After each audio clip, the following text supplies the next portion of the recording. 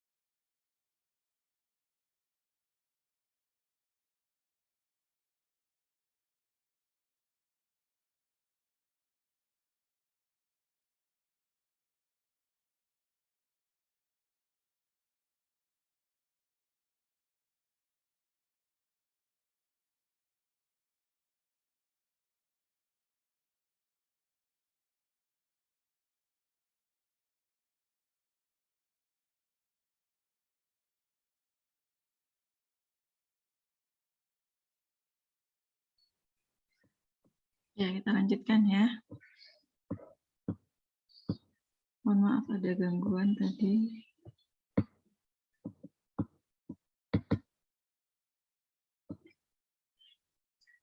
Oke, tadi sampai nama ya, identitas pasien ya, Nyonya siapa nama nyonyanya? Nyonya M misalnya. Ya, usianya berapa? Ya. Kemudian status perkawinannya menikah, boleh bilang menikah atau kawin boleh. Jenis kelamin perempuan pasti ya. Agamanya apa? Islam, Kristen, suku bangsanya apa? Jawa ya. Apa Bugis gitu ya. Pendidikannya apa? Pendidikan terakhir ya, misalnya SMA gitu ya. Pekerjaannya apa? Ibu rumah tangga, IRT. Alamatnya jelas, jalan pulau apa gitu ya.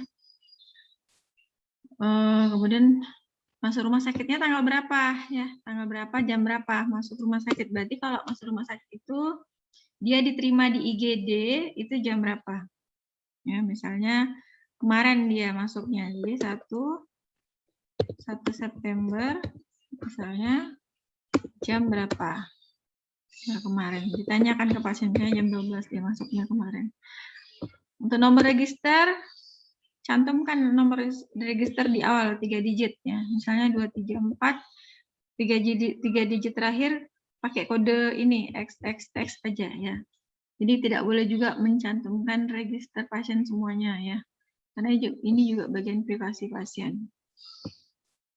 Diagnosa medis apa? Ya, biasanya kalau pasiennya dari UGD pasti sudah ditegakkan diagnosa medis oleh dokter di IGD ya.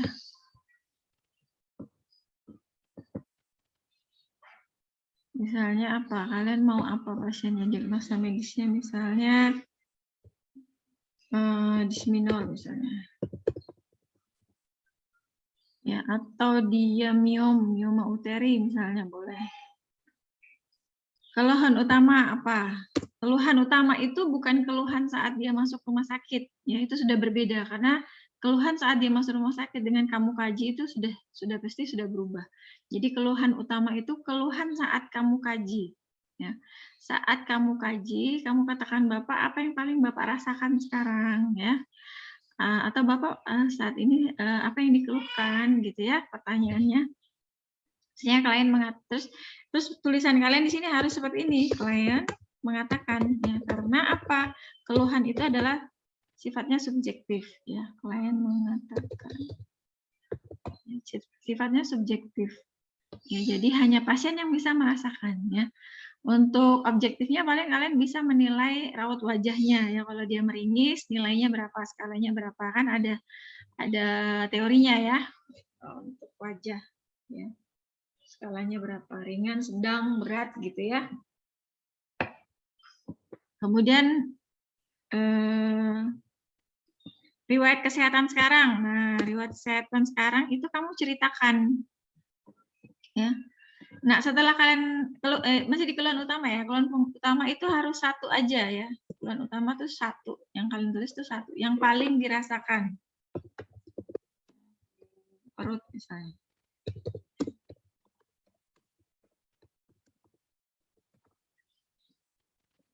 Saat kemudian di sini nanti ada di bawah dari keterangan keluhan utama nanti ada PQRST-nya ya.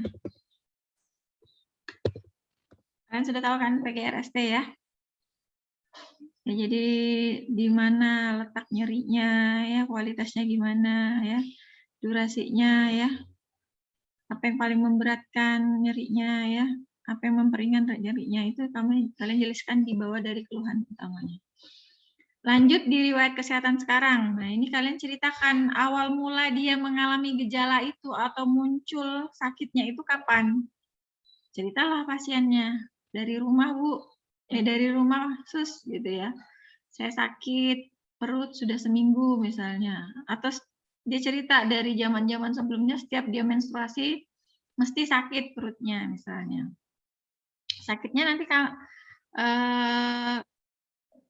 kalian gali lagi. Selain itu apa yang Ibu lakukan ketika nyeri itu datang?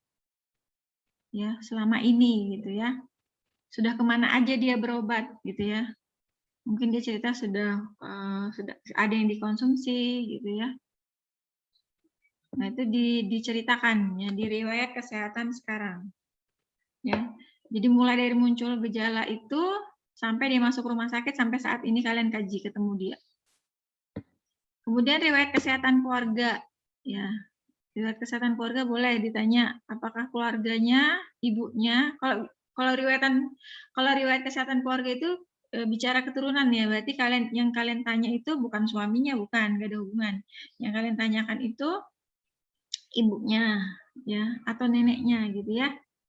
Atau bapaknya boleh. Jadi bapak ibunya, ya neneknya, kakek neneknya itu yang seturunan dari ke dia ke atas. Ya, dia generasi ketiga. 2 generasi aja yang kalian tanyakan ya, orang tuanya sama kakek neneknya gitu ya.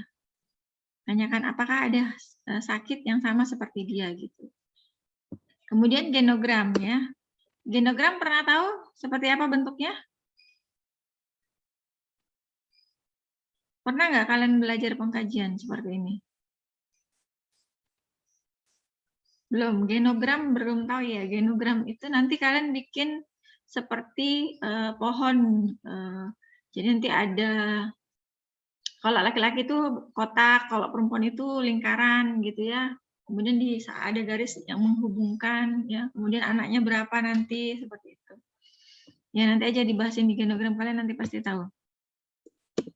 Kemudian riwayat perkawinan ya boleh. Ini pernikahan yang keberapa? Misalnya pernikahan yang pertama atau pernikahan kedua ya, atau sudah bercerai gitu ya. Jadi ditanyakan ya. Atau ini pernikahan pertama, kapan dia menikah, sejak kapan dia menikah ya, tahun berapa, sudah berapa lama usia pernikahannya seperti itu ya.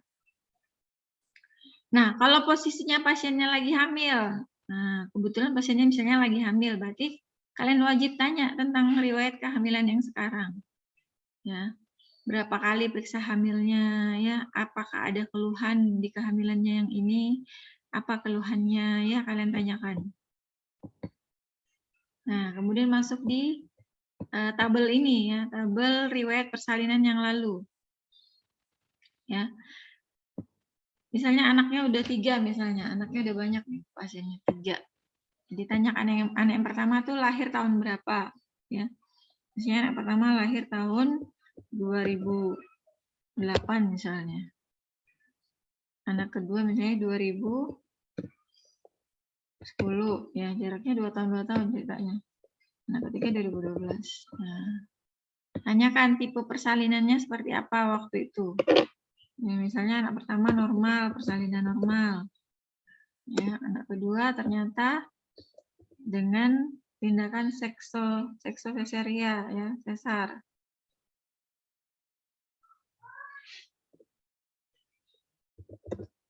Ya. Yang ketiga juga sesar misalnya. Nah, siapa yang menolong? Ya kalau normal berarti biasanya bidan. Kalau sesar pasti dokter ya. Dokter, karena dia tindakan operasi. Jenis kelaminnya apa? Tanyakan. Anak pertama misalnya laki-laki, anak kedua perempuan misalnya. Ya, anak ketiga laki-laki lagi. Berat lahir ya. Tanyakan ibu tuh pasti ingat anaknya lahir itu berapa beratnya. Ya, beratnya misalnya 3 kilo ya. Kalau berat lahir biasanya nulisnya gini, gram ya, 3100 misalnya. Anak kedua misalnya 3200. Anak tiga mungkin 3400. Ya. Jadi 3 kilo 1 on, 3 kilo 2 on, 3 kilo 4 on gitu ya. Nah, keadaan waktu melahirkan gimana keadaan bayinya ya? Apakah sehat ya? Apakah ada asfiksia? Apakah ada biru ya? Bayinya lahir terus biru gitu. Atau seperti apa? Atau bayinya pas lahir tidak menangis ya? Jadi itu disampaikan di sini. Kemudian pada saat masa nifas ya, masalah postpartum, apakah ada masalah ibunya? Kalau tidak ada, tidak ada. Min. Kalau ada, ceritakan apa? Apakah ibunya mengalami perdarahan? Ya, ada perdarahan. Ataukah ada infeksi misalnya? Anak kedua dia sempat infeksi misalnya. Seperti itu. Nah, kemudian lanjut di poin 8, pengalaman menyusui. Karena ibunya sudah 3 kali melahirkan, berarti pasti dia punya pengalaman menyusui ya. Tanyakan ya, ketika menyusui anak pertama itu berapa lama ya? Normalnya kan menyusui 2 tahun ya, minimal 6 bulan ya. ASI eksklusif itu 6 bulan. Ya. Minimal 6 bulan. ASI eksklusif. Maksimal 2 tahun ya, menyusui itu maksimal 2 tahun. Ya. Jadi tanyakan, kalau misalnya dia cuma 6, misalnya dia hanya 3 bulan menyusuinya, kenapa tidak sampai 6 bulan Bu? Padahal 6 bulan itu ASI eksklusif. Tanyakan apakah ada kendala, apa kendalanya saat itu. Misalnya dia ibunya sedang bekerja ya, atau ibunya pas lagi nyusui tiba-tiba punya sakit gitu ya. Akhirnya tidak bisa punya kesempatan untuk melanjutkan menyusui. Kalau ibunya tidak punya pengalaman melahirkan sebelumnya, ya ini kosong semua nih, yang belum pernah melahirkan. Jadi dia hamil pertama, berarti pengalaman menyusuinya tidak ada ya. Berarti ini dicoret, ianya dicoret, berarti dia tidak gitu ya. Kalau sudah tidak ya sudah stop. Nah, berarti di sini kalian nanti punya tugas ya. Tugas kalian nanti adalah mengajarkan bagaimana cara menyusui yang baik dan benar ya. Itu PR kalian sudah. Kalau bertemu dengan ibu primi, berarti kalian wajib mengajarkan cara menyusui yang baik dan benar. Nah, itu nanti kalian ilmu itu akan kalian dapatkan di kelas laboratorium nanti ya. Nah, kemudian poin 9 riwayat menstruasi. Ya, kalian kaji. Menarhe itu haid pertama ya, haid pertama kali. Tanya, "Ibu haid pertama kali usia berapa?" Ya. Atau dia lupa usianya tapi dia ingat, "Oh, waktu itu saya SD kelas 6 misalnya." Atau saya waktu itu sudah SMP kelas berapa, Bu? Misalnya kelas 1. Ya, berarti kalian bisa kira-kira lah ya. Misalnya kalau dia SD kelas 6 itu usia berapa umumnya ya. SD kelas 1 tuh sekarang 7 tahun ya, 7, 8, 9, 10, 11, 12. Berarti usia 12 tahun ya, pertama kali dia haid. Kemudian tanya siklusnya untuk haidnya selama ini setiap berapa hari sekali. Ibunya hitung nggak gitu ya. Jadi kalian tuh kan perempuan semua, yang perempuan ya, maksudnya laki-laki ada di sini ya. Kalian harus hafalin di siklus kalian ya. Jadi gimana Bu cara ngapalinnya? Jadi kalian hitung tuh selama 3 bulan berturut-turut. Jadi misalnya kalian haid tanggal berapa hari? Hari pertama haid itu tanggal misalnya hari ini tanggal 2. Nah, berarti nanti bulan depan kalian jagain ya. Tanggal berapa lagi kalian bulan depan itu haid? Misalnya kalian bulan depan berarti bulan Oktober tuh tanggal 3 baru haid. Nah, berarti hitung tuh dari tanggal 2 ke tanggal 3 itu ada berapa hari. Nah, itu siklus haid kalian. Tapi jangan jadi patokan 1 bulan. Kalian hitung selama 3 bulan ya. Nah, itu kira-kira ritmenya sama enggak gitu ya. Atau kurang lebihnya tuh berapa hari ya. Nanti dirata-ratain gitu ya. Normalnya siklus haid itu ada 2 pendapat. Ada pakar mengatakan bahwa siklus haid normal itu 21 hari sampai 35 hari itu normal. Ya. Ada juga yang mengatakan 24 hari sampai 38 hari itu siklus haid normal juga. Ya. Kemudian lamanya berapa lama Ibu kalau haid? Ya, berapa lama Ibu kalau haid? Berapa hari? Ya, lama itu berarti berapa hari dia haid. Jadi mulai dari hari pertama dia haid, misalnya hari ini dia haid sampai haidnya stop, artinya darahnya sudah tidak keluar lagi itu berapa hari? Ya, normalnya itu kan 3 hari ya sampai 7 hari ya. Rata-rata itu haid itu keluar ya. Kemudian tanya volumenya, ya volumenya banyak nggak Bu? Ya biasanya kalau bicara volume kan agak susah ya ngitungnya. Tanya aja ganti pembalutnya sehari berapa kali gitu ya. Penuh nggak pembalutnya ya? Karena kalau pembalut penuh itu aja bisa kita hitung antara tergantung pembalutnya juga sih, kalau gede ya mungkin 100 cc gitu ya. Kalau pembalut yang kecil-kecil paling 50 cc gitu ya. Sekali ganti pembalut. Nah, itu kurang lebihnya gitu ya. Jadi tanyakan berapa lama haidnya. Kemudian ada keluhan nggak selama ibu haid? Ya, itu ditanyakan juga. Ya, ada keluhan nggak Bu? Misalnya sakit, ya sakit di perut bawahnya, sakitnya seperti apa? Apakah sakitnya sampai tembus ke belakang, ke pinggang? Apa sakitnya nyeri hebat, ya? Atau sakitnya biasa saja gitu. Biasanya kalau haid ini memang sering mengganggu ya. Jadi ada hasil penelitian tuh bahwa haid itu, apalagi gangguan haid itu menurunkan kualitas perempuan, menurunkan kualitas wanita. Oke, lanjut di poin 10. Tanyakan tentang keluarga berencana, riwayat keluarga berencana, KB berarti ya. Ini kalian belajar keluarga berencana nanti di maternitas 2 ya. Di maternitas 1 belum ada ya. Tapi nggak apa-apa. Kalian tahu dulu kulitnya ya. Tanyakan, Ibu sebelumnya atau saat ini ya sedang pakai kontrasepsi enggak gitu ya. Untuk menjaga jarak kehamilan misalnya. Pakainya jenis apa, Bu? Ya jenis, apakah jenis obat-obatan ya seperti pil gitu ya.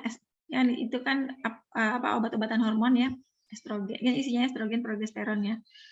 Jadi kalau obat-obatan itu berarti obat oral, obat suntik ya. Sama yang ditanam itu implan ya. IUD. Implan.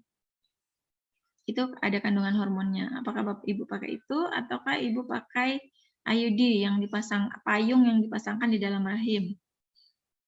Ya, atau Ibu pakai kondom saja. Ya, jadi setiap hubungan hanya pakai kondom gitu ya untuk mencegah kehamilan.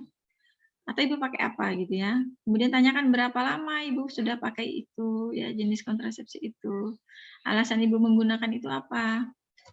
Ya, karena setiap kontrasepsi itu punya kelebihan dan kekurangan masing-masing ya. Jadi tanyakan alasannya dia menggunakan itu apa. Kemudian keluhannya ada tidak saat menggunakan kontrasepsi tersebut gitu ya. Baik, kita ke poin 11, riwayat ginekologi. Ya, ginekologi. Jadi ini kalau ginekologi ya tentang apa, gangguan pada sistem reproduksi ya. Jadi tanya apakah pernah ada tumor, kanker ya di sistem reproduksi, apakah pernah ada kista, apakah ada miom ya, mioma itu apa? Mioma itu tumor jinak di rahim ya. Kemudian apakah ada gangguan menstruasi juga sebelumnya ya. Jadi ini riwayat ginekologi itu ini. Kalau ini pasti ada isinya. Ya karena saat ini kita sedang mempelajari sistem reproduksi, berarti ini otomatis pasti ada. Ya. Apakah dia keluhannya tentang gangguan menstruasi, ataukah kanker, ataukah tumor, ataukah kista. Ya. Sebentar ya.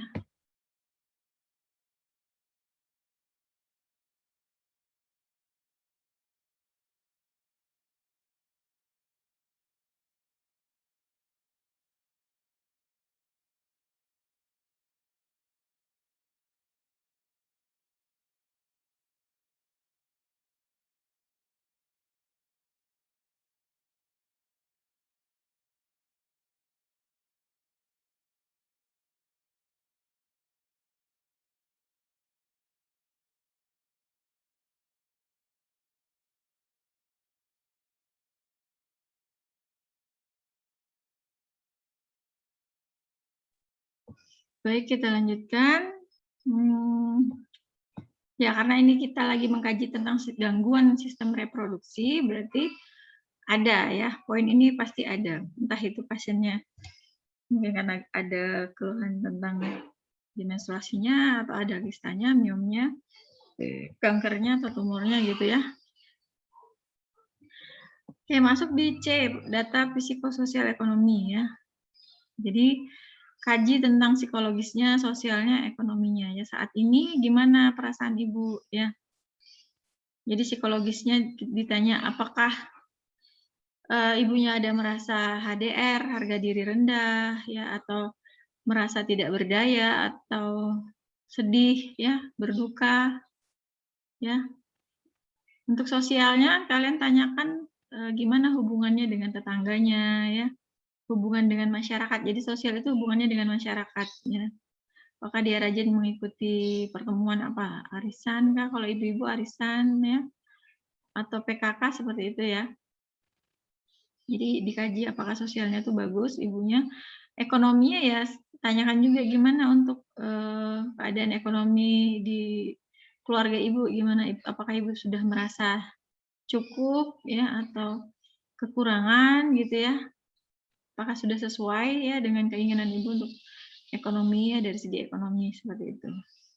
Karena coping ibu tuh bisa juga dilihat dari sini. Ya, kalau ibunya merasa puas berarti kan dia selalu bersyukur jadi ya. Berarti tidak ada masalah dengan psikososial ekonominya ya. Jadi kita lebih ke fisiknya berarti. Jadi sebenarnya itu setiap pasien itu rentan. Tidak hanya fisiknya, kadang-kadang psikologis juga bisa terganggu. Makanya kita mengkaji pasien itu harus komprehensif ya. Data spiritual berarti kita tanyakan hubungannya dia dengan yang menciptakan, sang pencipta ya. Berarti tanyakan gimana ibadahnya. Tanyakan dulu keyakinannya apa, kepercayaannya apa ibu percaya bahwa ada Tuhan itu ada gitu ya. Apakah ibu rajin, kalau di Islam berarti tanya apakah ibu rajin untuk sholat, puasa, seperti itu ya. Kemudian pola kebiasaan sehari-hari ya.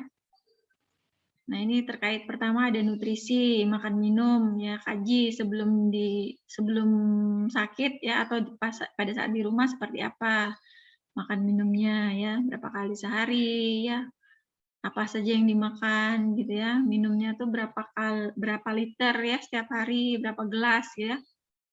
Jadi kalau dia nggak ngerti liter berarti tanya aja berapa gelas Bu minumnya ya. Misalnya bangun tidur minum nggak, siang minum nggak, malam minum nggak. Jadi nanti kalian bisa total berapa liter dia minumnya. Saat ini dia berarti saat kamu kaji ya, saat kamu kaji makan minumnya gimana ya. Kemudian eliminasi ya.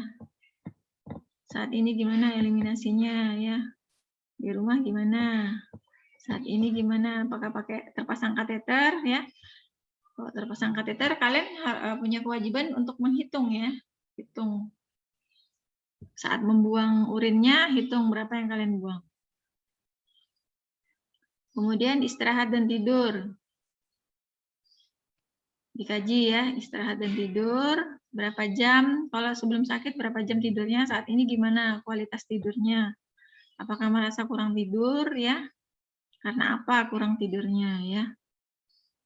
Normalnya manusia tidur yang dewasa berapa 7-8 jam ya tidurnya ya. Kemudian aktivitas ya dan gerak itu juga dikaji gimana aktivitasnya saat di rumah ya. Saat sebelum sakit, apakah ada olahraganya? Ya, saat ini gimana? Apakah bisa beraktivitas, bisa ke toilet atau tidak? Ya, bisa makan sendiri atau tidak? Ya, apakah perlu dibantu? Ya, personal hygiene-nya ya dikaji juga gimana kalau di rumah. Mandinya berapa kali sehari gitu ya? Pembersihan sikat giginya berapa kali sehari? Mandinya ya, keramasnya berapa kali seminggu ya? Saat ini, saat kalian kaji, saat sakit, berapa? Siapa yang mandikan ya? Bisa nggak ke kamar mandi sendiri gitu ya? Perlu bantuan atau tidak gitu ya? Kemudian lanjut di keadaan mental. Ya. Ya, kita lihat adaptasi psikologisnya. Saat ini gimana pasiennya, terlihat bingung atau terlihat bahagia atau terlihat cemas atau terlihat takut ya.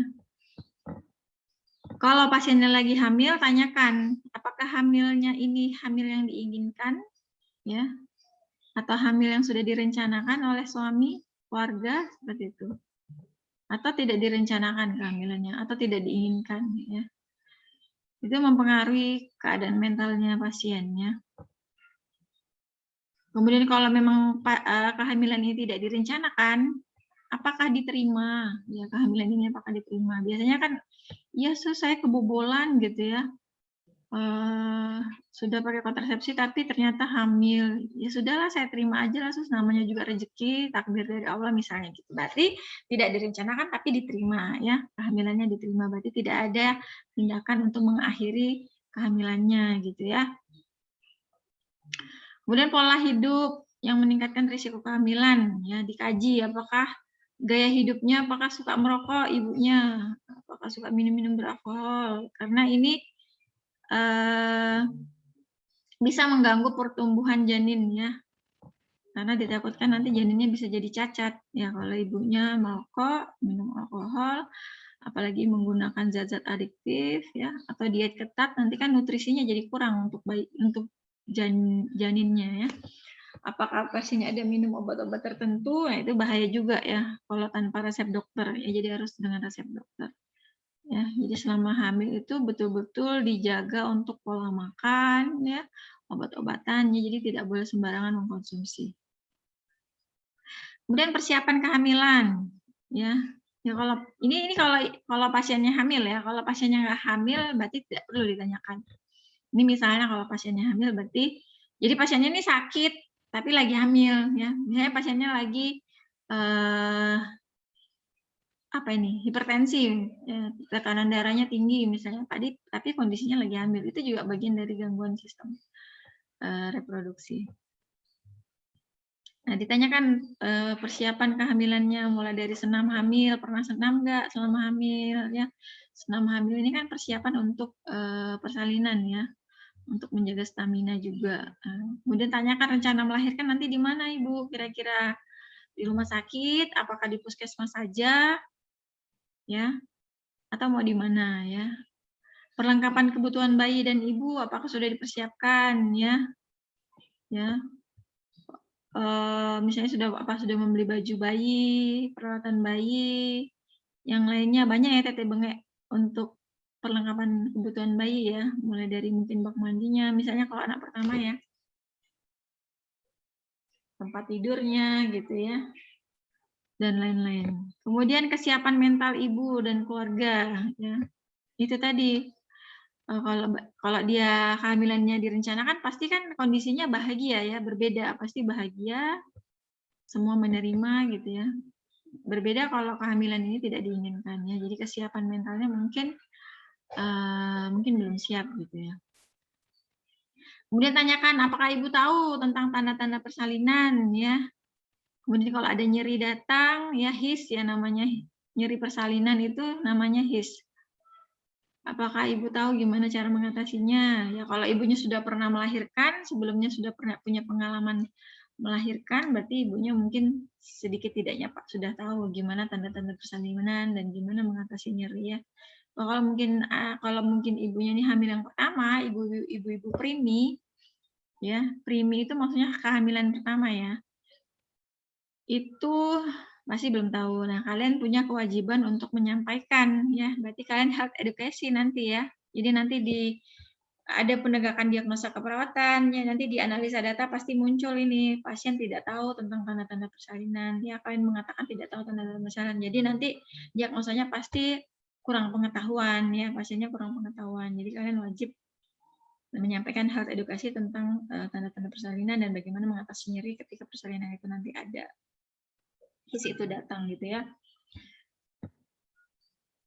Kemudian perawatan payudara. Nah, ini penting, perawatan payudara itu harus dirawat sejak hamil ya, sejak dini, sejak hamil. Kenapa? Karena payudara ini persiapan untuk laktasi ya, persiapan untuk ibunya bisa menyusui bayinya ya. Jadi bayi itu sebenarnya wajib untuk disusui oleh air susu ibunya sendiri ya, karena si ASI itu mengandung kaya akan imunoglobulin ya, yang penting untuk daya tahan tubuh si bayi ya. Jadi apalagi yang ASI pertama, biasanya kan kalau orang awam ASI pertama yang warna kuning itu dibuang ya, warnanya kuning-kuning, padahal itu kan kolostrum ya, kuning-kuning itu menandakan bahwa ASI-nya itu kaya akan antibodi. Jadi nggak boleh dibuang. Tapi kalau orang awam itu kan biasanya sering dibuang gitu ya.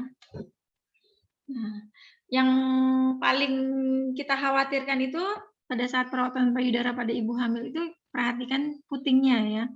Biasanya kebanyakan ibu-ibu tuh putingnya masuk ke dalam. Ya, jadi putingnya itu menonjol ke dalam. Ya, mungkin kalian yang cewek-cewek mungkin bisa dilihat payudaranya masing-masing nanti kalau mau mandi dilihat putingnya tuh ke depan menonjol atau ke dalam ya. Kalau ke dalam itu kalau bisa ditarik-tarik ya. Biasanya kalau orang awam ibu-ibu itu kan nggak ngerti ya, jadi putingnya ke dalam gitu. Jadi nanti itu akan menyulitkan bayi untuk menghisap ya. Untuk menyusuinya agak sulit. Jadi sejak dini, sejak hamil kalau sudah tahu harus ditarik gitu ya. Bisa dengan spet ya. Spet tahu nggak spet? Spuit tahu nggak? Yang suntikan ya. Tapi nalnya dibuka, nah, kemudian dibalik. Itu nanti ada caranya sih pokoknya nantilah kalian tahu. Ya nanti kalau ada kesempatan di laboratorium nanti Ibu sampaikan. Nanti intinya diberikan tekanan negatif ya, diaspirasi gitu supaya si puting tadi kesedot ya, keluar gitu ya. Kalau nggak mempan dengan pelintir-pelintir gitu ya. Nah itu untuk persiapan laktasi. Jadi perawatan payudara itu sejak hamil harus dirawat. Kemudian nggak perlu malu-malu ya, kita belajar tentang keperawatan maternitas ya juga kayak gini ya. Jadi memang kita dalam rangka edukasi, belajar ya, jangan kalian anggap itu tabu gitu. Ih, Ibu ini porno ngomongnya gitu ya. Nggak usah seperti itu ya. Karena ini bagian dari keilmuan, ilmu yang kalian harus tahu ya. Kalian wajib tahu. Oke, kita masuk di pemeriksaan fisik. Ya, kalau ibunya hamil ya. Nah, tanyakan status obstetri. Ya, ini perlu kalian ingat-ingat karena ketika nanti kalian menghadapi ujian kompetensi hukum ya, pasti akan keluar ini pertanyaan seperti ini.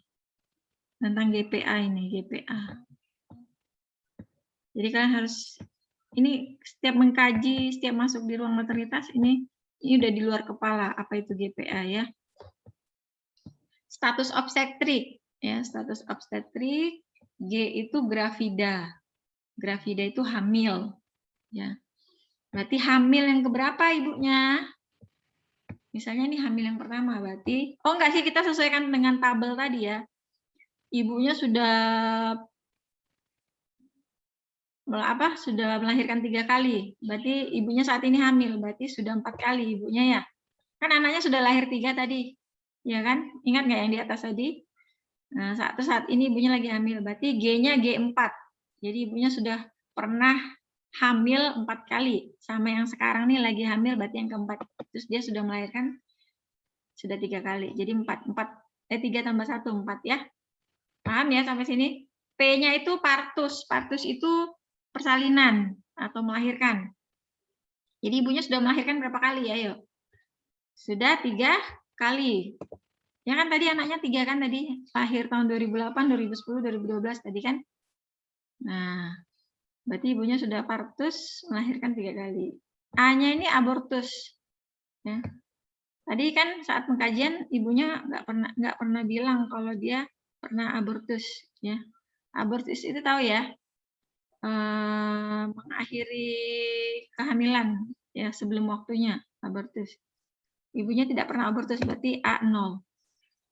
Ya, G itu gravida, gravid, hamil, sudah 4 kali hamil, sudah melahirkan 3 kali dan tidak ada abortus. Ya, jadi status obstetrik itu ini, status obstetri ya, GPA. Ini selalu dan ini wajib tahu. Ini dasar dari ilmu keperawatan maternitas. Keadaan umum apa? Biasanya apa? Kompos mentis. Kompos mentis itu sadar ya, sadar sepenuhnya. Nilainya itu 15 ya.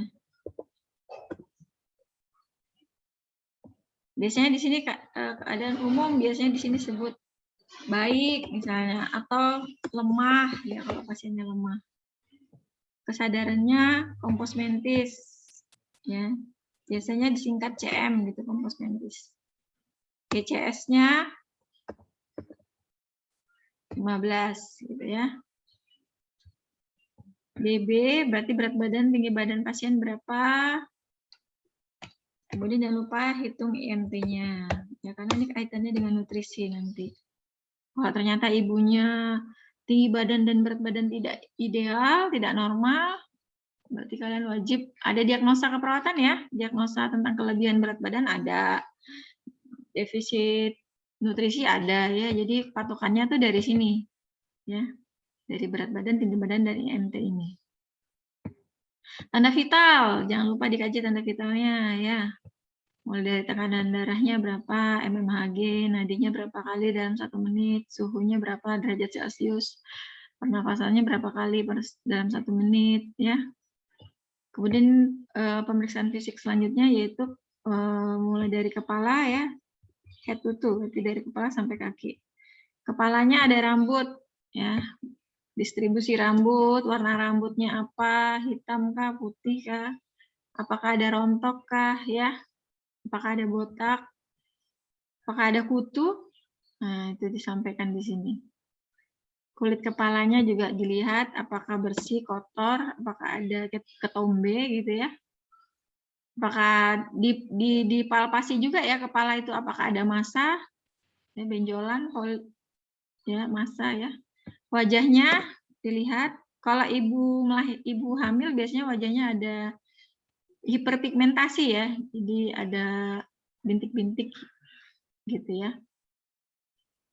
Kemudian biasanya kalau pasien hamil dengan hipertensi itu biasanya ada tuh bengkak di wajahnya tuh kelihatan bengkak, udem berarti ya.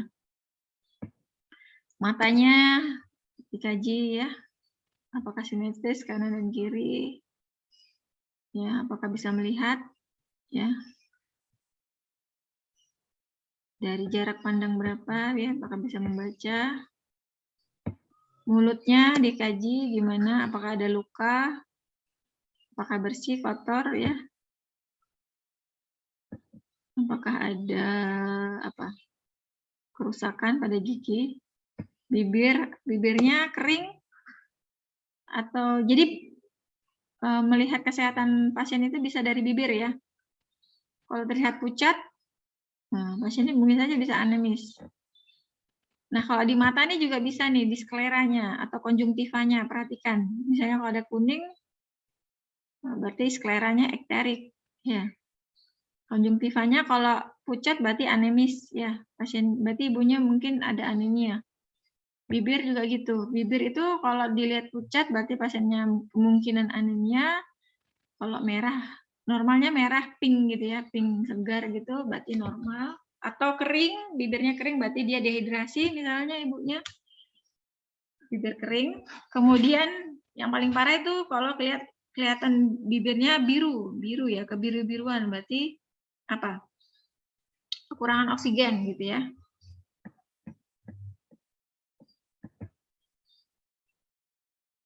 Saya lanjut. Hidung. Ya, hidung kanan kiri simetris atau enggak, apakah ada polip gitu ya kalau hidung, apakah ada sekret ya gitu ya kalau hidung ya. Telinga, apakah kotor atau bersih telinganya? Sama, apakah ada massa polip gitu. Ya, lihat serumennya bersih atau kotor telinga ya. Kaji juga pasiennya bisa mendengar. Ada kalau telinga tuh tesnya tes berbisik ya. Nanti dari jarak berapa meter pasiennya bisa mendengar enggak? Itu nanti ya belajar tentang pendengaran di sistem pendengaran nanti di KMB itu. Nanti ada tuh kelas laboratorium tentang tes berbisik, tes Garputala itu ya. Leher dipalpasi, selain diinspeksi dipalpasi leher ya, apakah ada pembengkakan ya. Ada ini massa di leher juga ada nadi, bisa jadi dengerin nadi bisa dari leher ya, arteri di sini ada arteri, atau mungkin dari arteri radialis di sini yang kalian tekan sini. Nah, ini arteri radialis. atau arteri brachialis di sini. Nah, di sini juga kita bisa merasakan. Nah, itu coba masing-masing pegang arteri brachialisnya. Seraba nggak? Nah, seraba kan? Nah, ini radialis. Oke, seraba ya. Sama di sini arteri karotis. Nah, gitu ya, diraba. Oke, kemudian jantung pakai stetoskop, paru-paru juga seperti itu pakai stetoskop ya, dikaji, didengarin ya, bunyinya lubduk. Ya, kalau paru-paru bunyi normal atau ada Gracklin atau ada bronki ya banyak, atau ada wheezing ya, kalau pasiennya ada sesak. Mamai di dada ya, dada berarti setelah jantung, paru-paru, mamai, ya payudara. Tadi dilihat kalau perempuan paling penting itu dilihat putingnya kalau dia lagi hamil ya, persiapan untuk menyusui. Kalau kita takutnya dia ada kanker payudara, ya kita curiga nanti. Jadi sekalian sadari ya pemeriksaan payudara itu dipalpasi, ya, diraba-raba. Nanti ada ya kelas laboratoriumnya juga tentang sadari, ya perawatan payudara sendiri itu ya sadari. Jadi diraba. Jadi nanti caranya gini, tangannya diangkat, kemudian tangan yang sebelahnya itu meraba, yang meraba di benjolannya bagian dari payudara.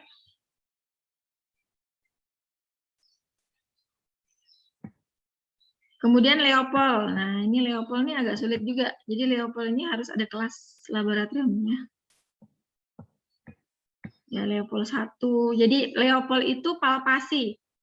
Ya. Kenapa namanya Leopold? Karena pencetusnya itu adalah dokter di Jerman namanya George Leopold kalau nggak salah. Jadi makanya dinamakan Leopold. Karena beliau yang penciptanya atau yang penemunya ya. Jadi Leopold itu pemeriksaan palpasi pada abdomen ibu hamil ya. Hanya bisa dilakukan di trimester kedua. Ya. Jadi palpasi, jadi Leopold itu dibagi 4, ada Leopold 1, 2, 3, 4. Leopold 1 itu tujuannya untuk mengetahui apa yang ada di atas, ya apa yang ada di fundus, ya. Kalau bicara fundus itu berarti apa yang ada. Jadi kalau kalian kalau pernah belajar tentang anatomi rahim, ya bagian atas itu gimana sih? Gini ya. Ini namanya kan fundus uteri ya. Jadi apa yang ada di atas itu Leopold 1 kita raba, kita ketahui dari perabaan. Ya, apakah itu kepala? Ya, kalau kepala dia teraba keras, melenting ya. Bulat, nah itu kepala. Kalau bokong dia lunak, kemudian tidak melenting gitu ya. Kalau dia kosong, berarti mungkin saja melintang bayinya, berarti kosong. Jadi di fundus itu tidak ada apa-apa ya, karena kepalanya di samping kanan kiri atau kakinya di kanan kiri. Leopold 2 itu kita untuk mengetahui apa yang ada di perut kanan kiri perut ibu. Jadi untuk mencari punggungnya bayi itu ada di perut kanannya ibu atau di perut kirinya ibu ya. Itu Leopold kedua. Karena untuk bisa menghitung denyut jantung janin juga ya, setelah kita ketahui punggungnya di mana, nanti di situ kita bisa mendengarkan denyut jantung janin ya, dengan alat namanya Doppler nanti dengerinnya ya. Kemudian Leopold 3 untuk mengetahui apa yang ada di bawah ya. Di bawah tadi, di bawahnya fundus ya. Berarti dekatnya jalan lahir ya, dekatnya pintu lahir ya, dekatnya serviks ya. Itu untuk mengetahui apa yang ada di bawah. Normalnya yang ada di bawah kalau ibu itu mau melahirkan berarti normalnya yang ada di bawah itu kepala ya. Karena kepala kalau dia persalinan normal yang pertama kali keluar itu adalah kepalanya janin ya. Kemudian Leopold 4 ya, bagian Leopold 4 ini untuk mengetahui kalau tadi dia Leopold 3-nya ternyata yang di bawah itu kepala, berarti Level 4 itu untuk mengetahui sejauh mana kepala itu sudah masuk PAP. PAP itu pintu atas panggul. Ya. Oke, baik. Nanti kita belajar lebih dalam lagi tentang Leopold di kelas laboratorium ya. Kemudian perineum, ya, perineum dan genitalia. Ya. Kalau bicara perineum itu antara lubang vagina dengan lubang anus, tengah-tengahnya itu namanya perineum ya. Nah, biasanya perineum itu digunakan kalau untuk melahirkan itu biasanya digunakan untuk dirobek, bukan dirobek, digunting ya, untuk memperlebar jalan lahir biasanya. Itu perineum ya.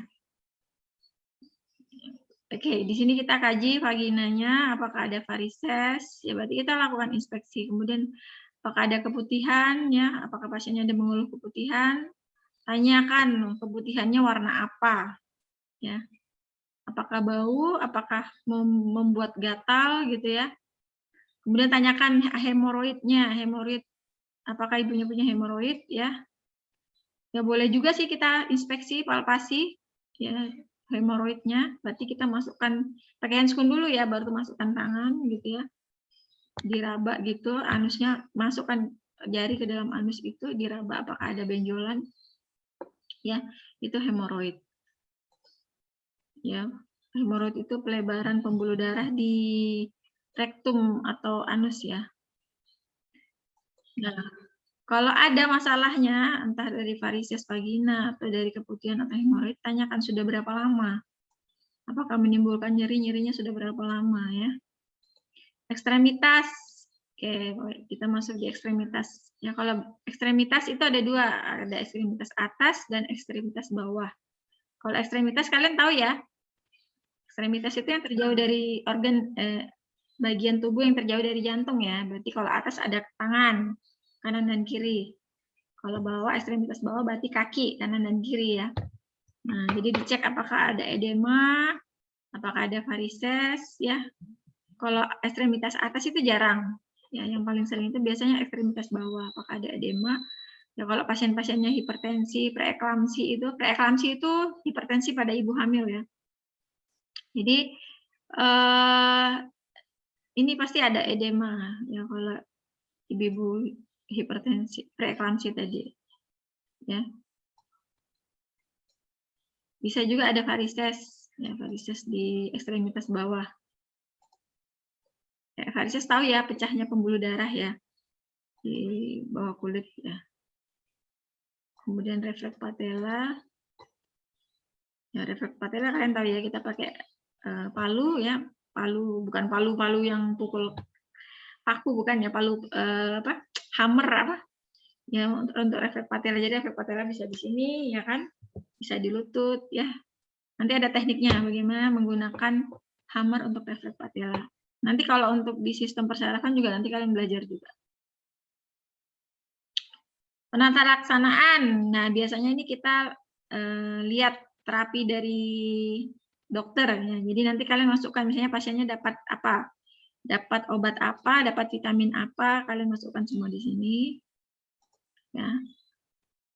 Terapinya apa disampaikan di sini, mau dia oral, intravena, IV gitu ya, atau ya IM, intramuskulan ya. Sampaikan di sini. Nah, ini data fokus. Ya, data fokus itu kalian bagi data subjektif dan objektif, dibagi. Berarti kalian paham ya, data subjektif itu apa yang dikatakan pasien, sampaikan semua di sini ya, masalah-masalahnya. Data objektif itu data yang kita lihat ya, kita periksa, kita rasa ya, palpasi, atau kita dengar auskultasi gitu ya, atau kita perkusi ya. Nah, kemudian ini kita masuk di diagnosa keperawatannya ya. Oke, sampai sini ada yang mau ditanyakan? Sebelumnya Ibu ke bawah dulu ambil cas laptop ya.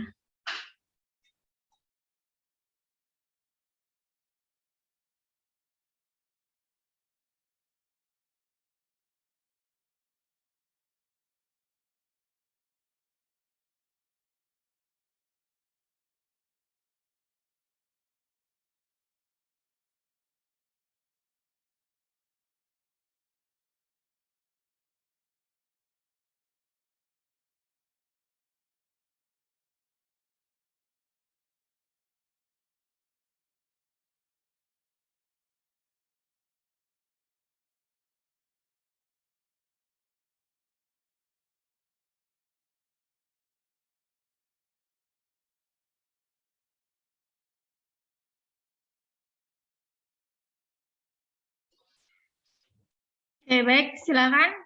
Ada yang mau didiskusikan sebelum saya ke PowerPoint selanjutnya?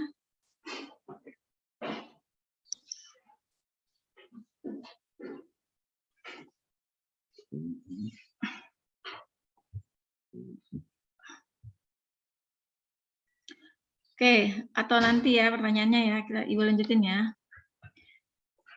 Nah, sudah tadi ya, kemudian di analisa data tadi sudah dikelompokkan mana yang masih masalah ya. Kemudian ini masalah-masalahnya ya, menurut buku SDKI ya, acuan kita saat ini. Yang mungkin ya, diagnosa keperawatan yang mungkin bisa muncul pada kasus-kasus gangguan sistem reproduksi ya, untuk disirkulasi ini ya. Jadi Ibu tidak masukkan yang fisiologis ya. Jadi kayak nyeri melahirkan itu Ibu tidak masukkan ya, untuk menyusui efektif itu tidak Ibu masukkan juga ya. Jadi ini bisa kalian baca ya. Nanti disesuaikan dengan kasus masing-masing, apakah pasiennya itu gangguan reproduksinya karena gangguan menstruasi, ataukah dengan dia CA ya, CA cervix misalnya, CA payudara, atau dia ada infeksi vagina, itu bagian dari gangguan sistem reproduksi. Atau mungkin dia perdarahan ya, perdarahan ini disfungsional ya, rahim, seperti itu.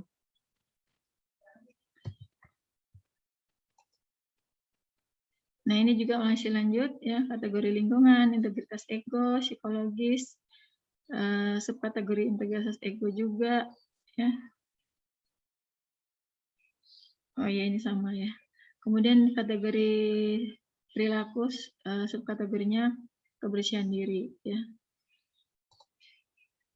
Nah, untuk perencanaan ya, perencanaan atau pelaksanaan ya disesuaikan dengan diagnosa keperawatan ya, pasti kalian sudah tahu ya. Jadi kalau untuk membuat perencanaan berdasarkan diagnosa dulu, masalahnya dulu ya. Jadi diagnosa keperawatan itu masalah ya, masalah keperawatannya apa dulu, baru kalian sesuaikan, baru kalian buka Psiki, baru kalian cari ya perencanaannya disesuaikan dengan diagnosa keperawatannya yang sudah muncul.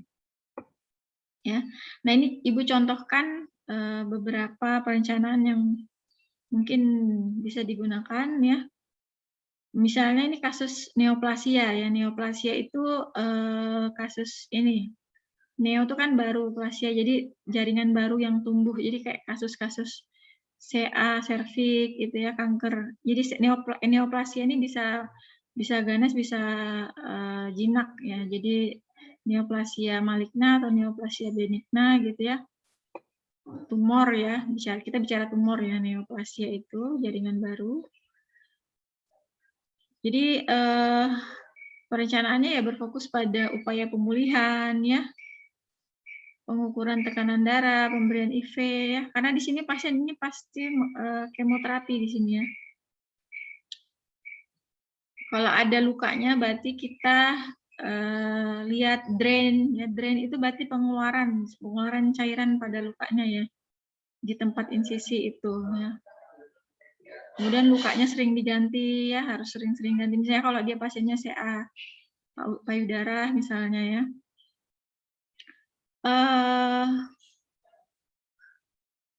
Jadi sebelum pulang ke rumah sakit jangan lupa discharge planning ya, kita informasikan tentang perawatan diri ya. Jadi untuk meningkatkan kualitas hidupnya ya dasar dari kebutuhan dasar manusia dulu terpenuhi, kayak kebersihan diri, makan minum ya bisa dilakukan secara mandiri. Itu dulu yang penting ya untuk pasien-pasien CA ya.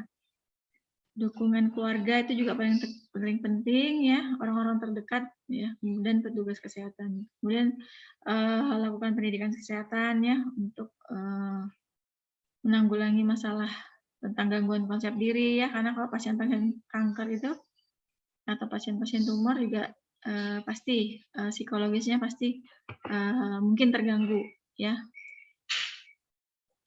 Kemudian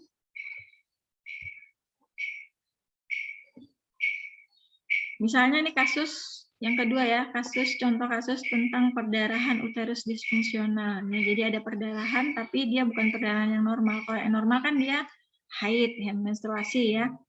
Ini perdalannya abnormal ya. Jadi ya kita berusaha meningkatkan pengetahuan pasien dulu ya tentang terapinya ya.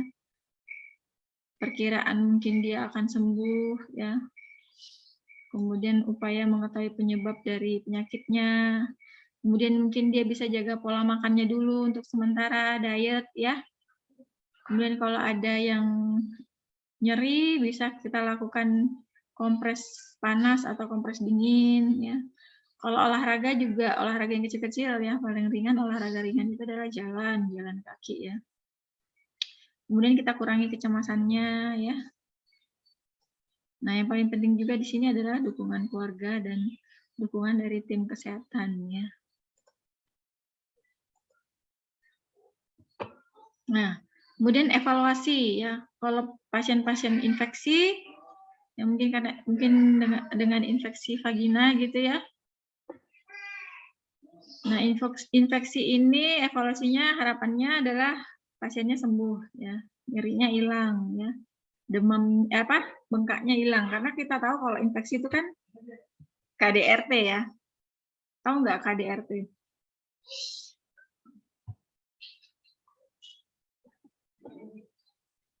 Kekerasan dalam rumah tangga, Ibu. Ya, siapa itu yang menjawab? Ramadoni ya. Ya, it's okay, betul. Tapi KDRT yang saya maksud di sini adalah K-nya adalah kalor, D-nya dolor, R-nya rubor, T-nya tumor. Ya, sudah pernah dengar itu enggak?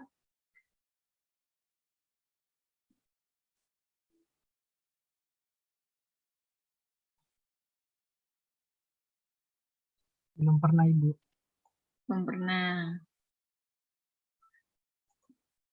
Ya, jadi kalau tanda-tanda infeksi itu tandanya adalah kalor. Kalor apa? Kalor panas. Ya, jadi tanda-tanda infeksi itu daerah yang sakit itu panas. Ya, dolor itu sakit, nyeri. Ya, pasti sakit. Daerah yang infeksi itu pasti sakit. Kemudian rubor itu kemerahan, pasti warnanya merah ya. Kalau dolor, rubor, T-nya tumor itu bengkak ya. Pasti bengkak, daerah infeksi itu, infeksi atau radang itu pasti bengkak ya.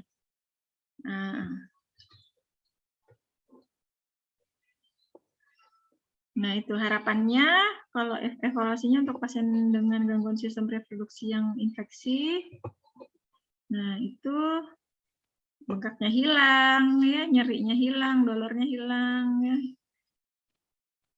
Daerah-daerah yang terkelupas itu memulih, fungsi kemih kembali normal ya. Biasanya kalau infeksi vagina itu kan karena lubang vagina dengan lubang uretra itu kan berdampingan ya, atas bawah aja. Jadi kalau si vagina infeksi berarti si uretra juga biasanya ikut tertular infeksi. Ya, jadi harapannya kalau ada infeksi berarti fungsi berkemihnya bisa normal ya. Pola eliminasinya, kecemasannya berkurang, pengetahuan bertambah tentang infeksi dan pencegahannya, dukungan keluarga positif ya. Evaluasi. Nah, ini evaluasi untuk gangguan menstruasi. Gangguan yang dikaitkan dengan menstruasi dapat merusak kualitas hidup. Ya, tadi sudah Ibu sampaikan bahwa seseorang yang mengalami gangguan saat siklus menstruasi itu datang memang sangat menurunkan kualitas hidup. Ya, itu sudah banyak penelitiannya. Jadi apabila si wanita melaporkan suatu kemajuan dalam kualitas hidupnya ketika dia mengalami gangguan menstruasi itu tadi, berarti keterampilan perawatan diri, konsep diri yang disampaikan itu positif ya.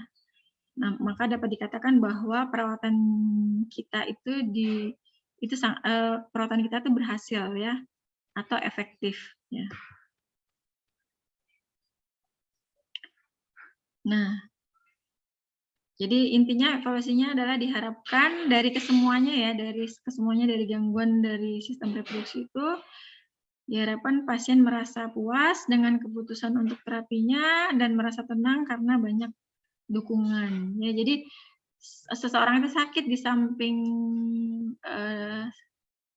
fisiknya itu diperbaiki, tetapi dukungan itu juga penting ya, psikologis karena ya, jadi membuat dia jadi semangat bangkit untuk lebih sehat lagi dari sebelumnya ya. Nah, terakhir untuk dokumentasi ASKEP. Jadi di mana-mana kalau kalian melakukan pengkajian ya, entah itu kalian mahasiswa atau kalian nanti sudah jadi perawat ya, kalau kalian sedang melakukan asuhan keperawatan kepada pasien, jangan lupa kalian melakukan pencatatan atau nama kerennya adalah dokumentasi. Ya, dilaporkan, dicatat, ditulis ya. Karena itu adalah bukti autentik ya, bukti asli. Tidak direkayasa gitu ya. Bukti sah, jangan lupa dibubuhi tanda tangan. Waktunya juga, jamnya, tanggalnya, jangan lupa tahunnya dicantumkan. Ya, karena itu bukti autentik, karena masyarakat sekarang ini juga sudah semakin maju, semakin cerdas untuk masalah hukum ya. Jadi kalau bisa saja nanti kita tuh suatu saat mungkin digugat oleh pasien ya. Kita punya catatan ya. Kita punya catatan apa yang kita peroleh, apa yang kita sudah lakukan, kita berikan ke pasien itu kita catat ya. Gitu. Ya, selebihnya ini bisa baca sendiri yang sudah Ibu tulis di sini. Intinya itu, apa yang kalian lakukan sebagai perawat, jangan lupa ketika melakukan asuhan keperawatan, jangan lupa dicatat. Di mana? Di lembar status pasien itu, ya. Jangan lupa dibubuhi tanda tangan kalian. Ya. Baik, demikian yang Ibu sampaikan. Ini sudah agak error-error ini. Loading-loading ini, kursornya nggak tahu kemana ini. Ibu cari-cari.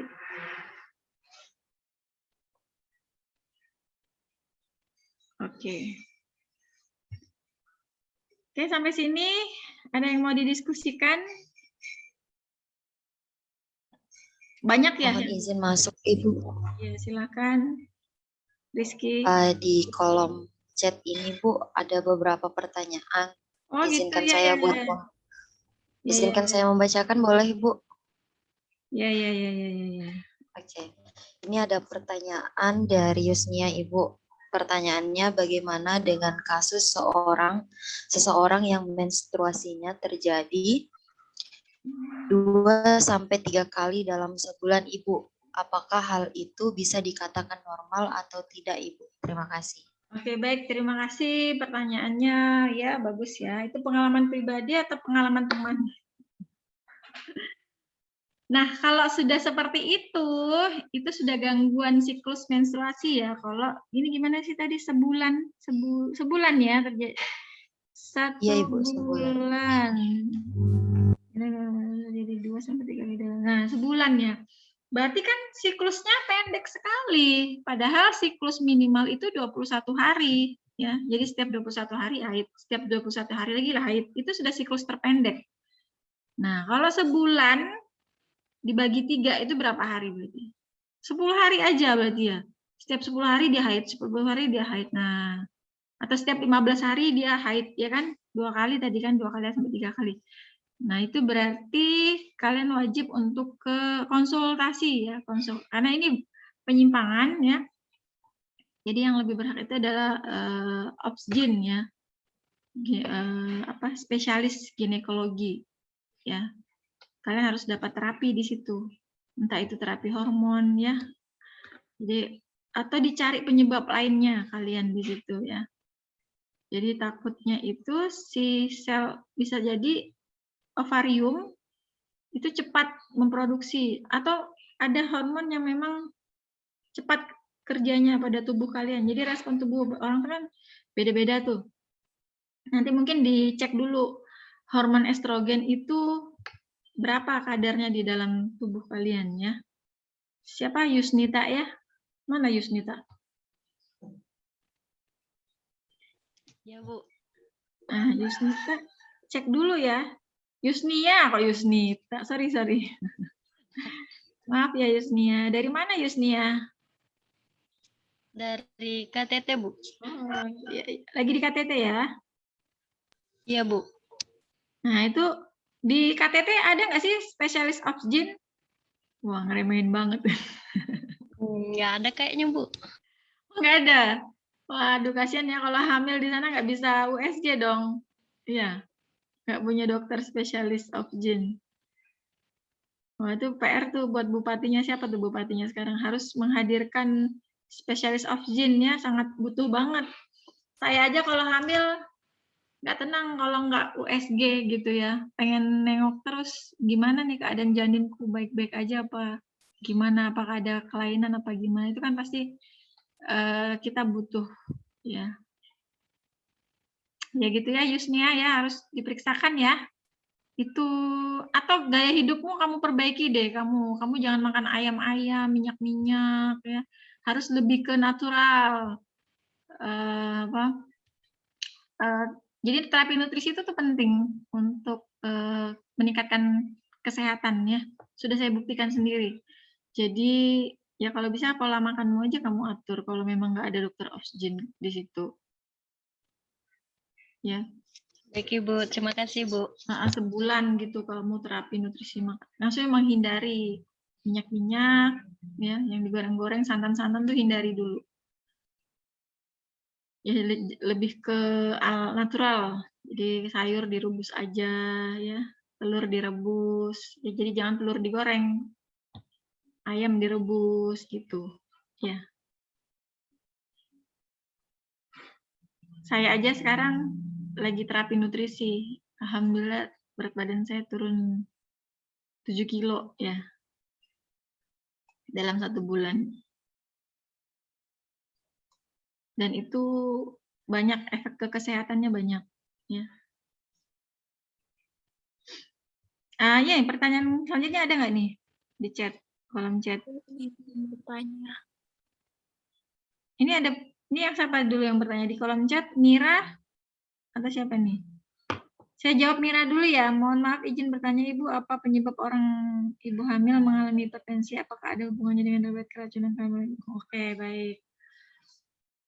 Jadi hipertensi itu biasa, ya itu kembali lagi ke gaya hidup sebenarnya.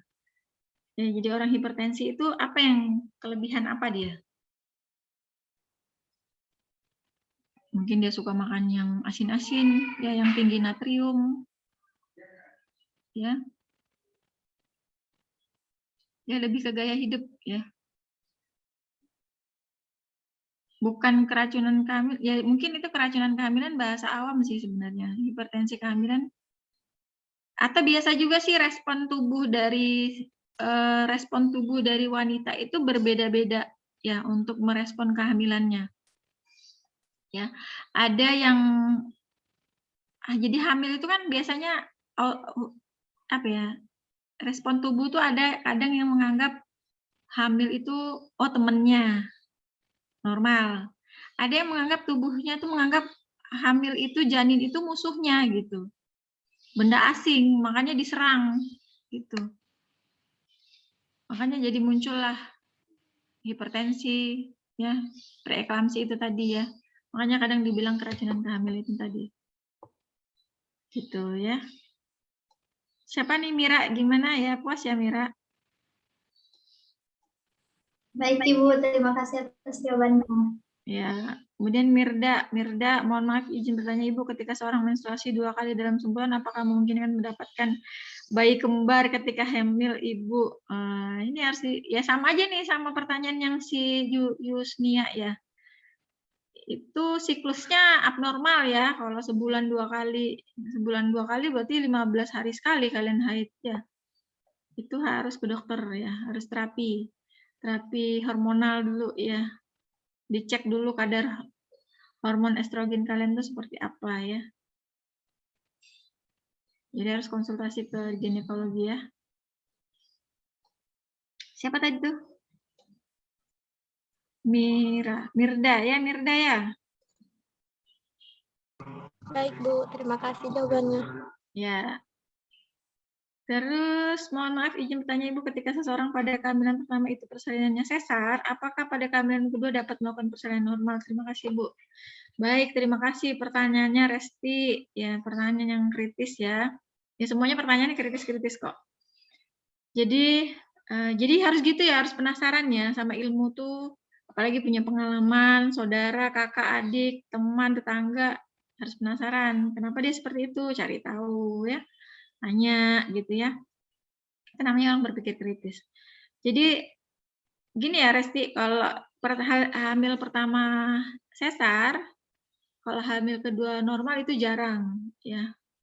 Kadang-kadang tidak dianjurkan oleh dokter atau bidan. Kenapa? Karena takutnya nanti ketika melahirkan, pada pertamanya itu sesar, takutnya uterusnya robek ya. Takutnya ketika ibunya nanti meneran atau mengedan gitu ya, untuk mengeluarkan bayinya, itu nanti takutnya bekas jahitan yang sebelumnya anak pertama itu nanti takutnya jadi ruptur ya, jadi robek ya. Jadi itu dihindari. Jadi kalau anak pertama itu sudah sesar, anak kedua pasti sesar, anak ketiga juga pasti sesar. Ya tidak ada yang pertama sesar, kedua normal, terus jarang, nggak ada. Ya, kalau dia pertamanya normal, keduanya sesar ada ya. Jadi kalau pertama udah sesar, seterusnya pasti sesar. Ya karena takut tadi robek uterusnya. Ya bahaya ya. Lanjut, apa nih? Mohon maaf izin bertanya Ibu, saya pernah mendengar posisi bayi yang sungsang. Itu dapat diubah posisinya Ibu. Apakah hal itu dapat mempengaruhi bayi? Terima kasih. Ya. Makanya itu tadi setiap hamil kan kita harus wajib periksa ya, periksa ke bidan boleh, periksa ke dokter boleh. Kalau dokter kan sudah canggih, ada namanya USG. Jadi sudah bisa diketahui sejak dini posisi bayi itu normal ya atau sungsang ya. Jadi kalau diketahui sejak dini dia masih belum mendekati persalinan, sudah diketahui dia sungsang, pasti dokter akan memberikan saran ya untuk mengembalikan. Jadi janin itu kan bisa berotasi ya. Kan janin itu kan hidup di dalam air ya, di air ketuban ya. Jadi dia tuh selalu berubah-ubah posisinya. Ya kayak dia kan kayak berenang-berenang gitu, kadang kepala di bawah, kadang kepala di samping, kadang di atas, suka-suka dia ya, dia kan selalu berotasi. Jadi kalau mendekati persalinan, nah kalau sudah diketahui letaknya belum normal, maka cara menormalkannya pasti sebelum mendekati persalinan si ibu disuruh untuk banyak-banyak sujud ya. Misalnya kalau intinya tuh nungging ya, kepala di bawah gitu ya. Jadi nanti si janin harapannya bisa berotasi lagi, kembali lagi kepalanya berada di bawah. Ya.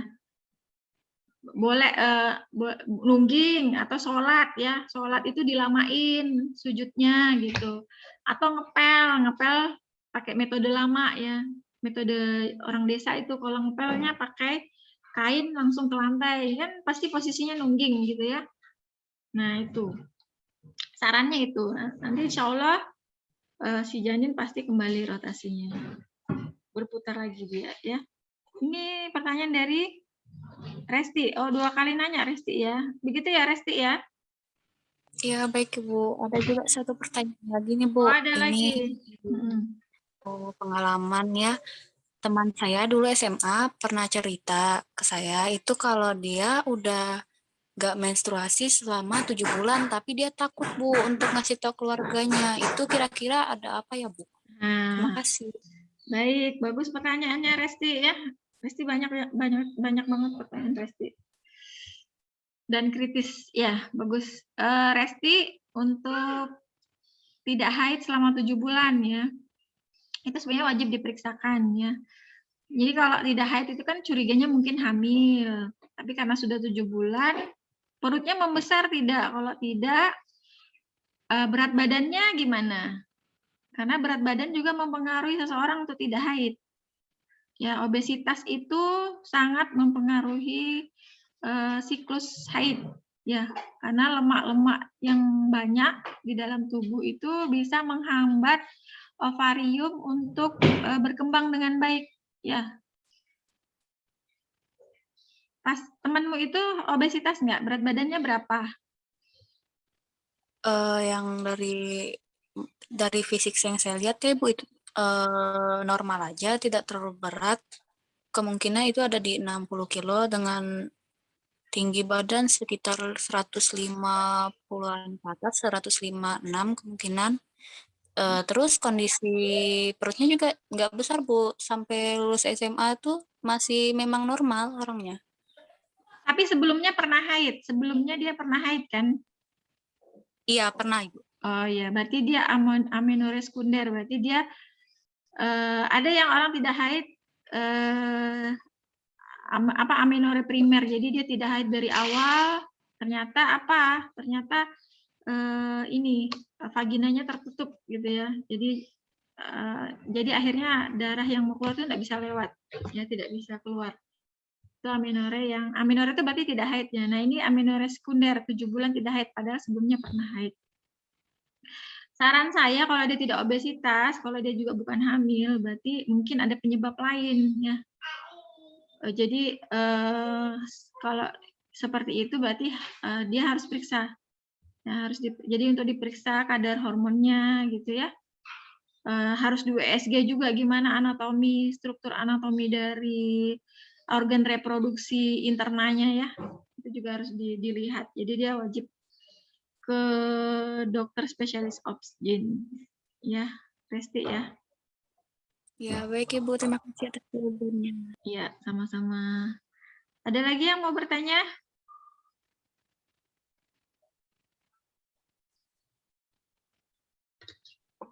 Di room chat ada pertanyaan lagi. Oh iya, betul-betul di room chat ada pertanyaan. Saya sampai lupa kalau ada room chat. Oke, dari Dwi. Ya, mohon maaf Ibu, saya izin bertanya, mengapa ada bayi yang terlahir prematur dan bahkan ada juga bayi yang lahir dengan usia kandungan 10 bulan, Ibu? Terima kasih, Ibu. Baik, terima kasih pertanyaannya, Dwi. Ya, nah itu tadi, hamil itu memang harus dijaga ya, banyak yang harus dijaga, psikologis, nutrisi ya. Kalau dia lahirnya prematur berarti ada penyebab ya. Ada penyebab. Mungkin ibunya kesehatannya kurang optimal sehingga untuk melanjutkan kehamilannya tidak bisa, jadi harus segera diakhiri ya. Akhirnya bayinya lahirlah prematur gitu ya. Atau mungkin lagi ibunya sehat nih, baik-baik aja, tapi lagi melakukan perjalanan jauh, tiba-tiba kecelakaan gitu ya. Tapi alhamdulillah janinnya baik-baik aja, ibunya baik-baik aja, tapi tidak bisa melanjutkan nih, harus diakhiri persalinannya gitu. Jadi akhirnya bayinya lahir prematur ya. Jadi banyak penyebab, bisa penyebab dari eksternal, internal gitu ya, lahir prematur. Kalau lahirnya postmatur, ya sudah waktunya melahirin, tapi kok enggak lahir-lahir ini gitu ya, postmatur namanya. Nah itu juga mungkin ibunya kurang gerak, bisa jadi ya kurang gerak itu mungkin kurang banyak jalan. Biasanya kan untuk mempercepat persalinan, kalau sudah mau dekat-dekat persalinan kan si ibu harus banyak olahraga, banyak gerak, banyak senam, ya supaya hormon estrogen itu menurun, ya. Hormon oksitosin meningkat, jadi terjadilah kontraksi rahim gitu ya, kontraksi rahim untuk mengeluarkan janin tadi. Nah itu kalau ibunya malas ya, selalunya tidur aja gitu ya, malas ngapa-ngapain, nah itu juga bisa memperlambat si janin untuk lahir. Jadi jadilah ibunya postmatur ya, lahirnya jadi lebih dari 9 bulan, bisa 10 bulan gitu. Ya, semoga jawabannya, iya, semoga jawabannya memuaskan buat Dwi ya. Ada lagi? Pertanyaan lagi?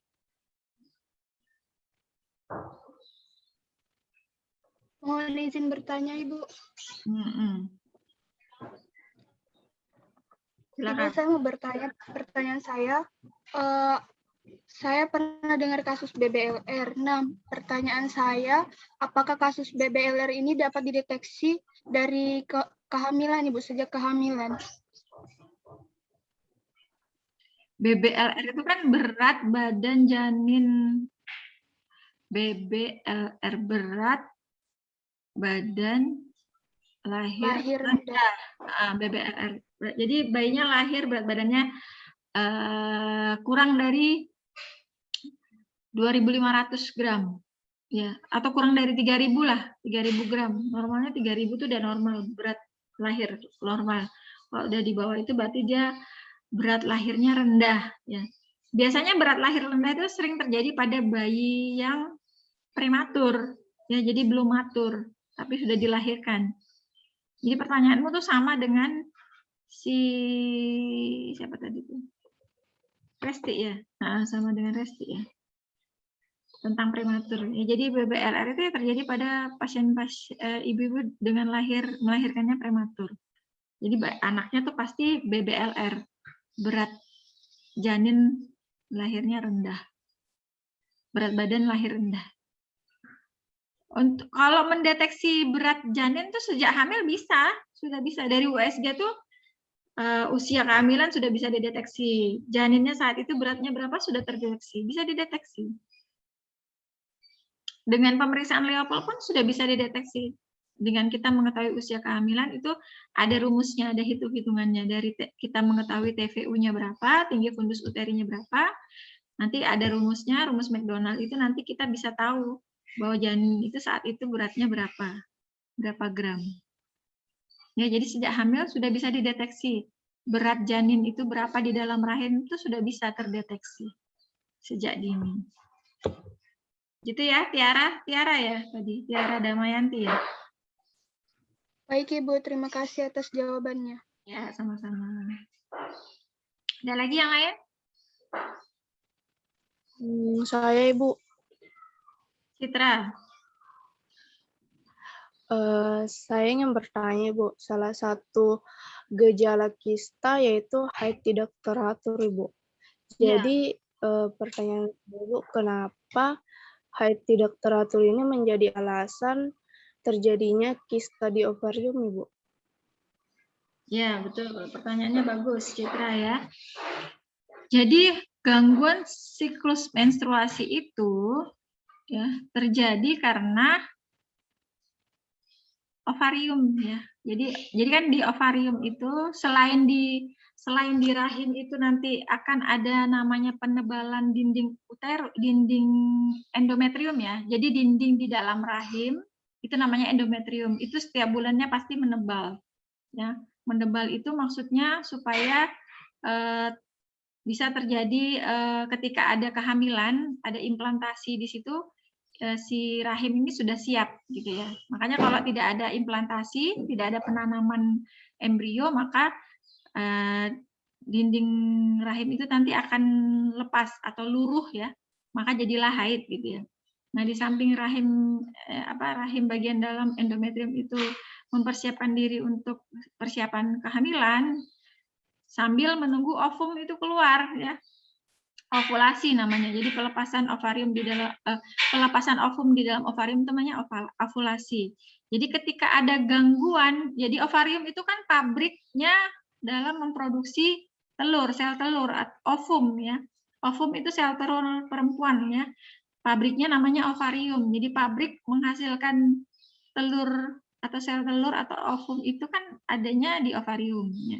Jadi kalau ovariumnya mengalami masalah ya, kista tadi, otomatis siklus menstruasi itu juga ikut terganggu. Kenapa? Karena tidak ada ovulasi.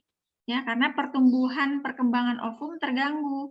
Tidak ada ovulasi, tidak ada pelepasan sel ovum di dalam ovarium. Maka bingung nih si nunggu-nunggu nggak ada implantasi, kok nunggu-nunggu ovulasi tidak datang, sel ovum tidak keluar. Makanya tidak luruhlah si dinding rahim tadi ya. Jadi mengganggu siklus menstruasi. Begitu ya. Siapa tadi? Citra ya? Iya, Bu. Terima kasih, Bu. Ya. Sama-sama. Ada lagi yang lain? Ini jam berapa sudah ini?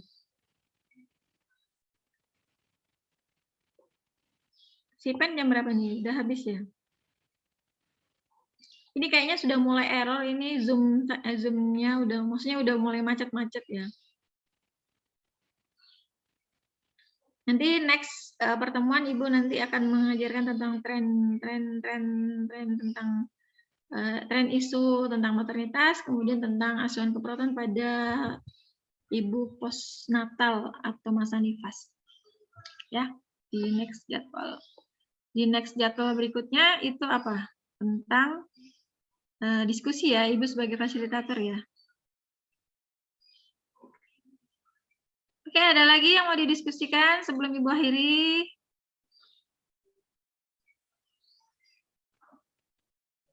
Tidak ada ya. Baik, kalau tidak ada, Ibu akhiri ya. Ibu akhiri, semoga bermanfaat apa yang Ibu sampaikan pada siang hari ini ya. Bisa menambah Ibu pengetahuan kalian ya, nanti insya Allah bisa diaplikasikan ketika kalian profesi ya, profesi nurse. Masih jauh ya, masih 3 tahun lagi ya. Oke, Ibu akhiri, selamat siang semuanya dan Assalamualaikum warahmatullahi wabarakatuh. Selamat siang Ibu. Waalaikumsalam warahmatullahi wabarakatuh. Terima kasih Ibu. Assalamualaikum warahmatullahi wabarakatuh. Terima kasih, Bu. Ya, sama-sama Ibu. End meeting ya. Baik, Baik, Ibu. Baik, Bu.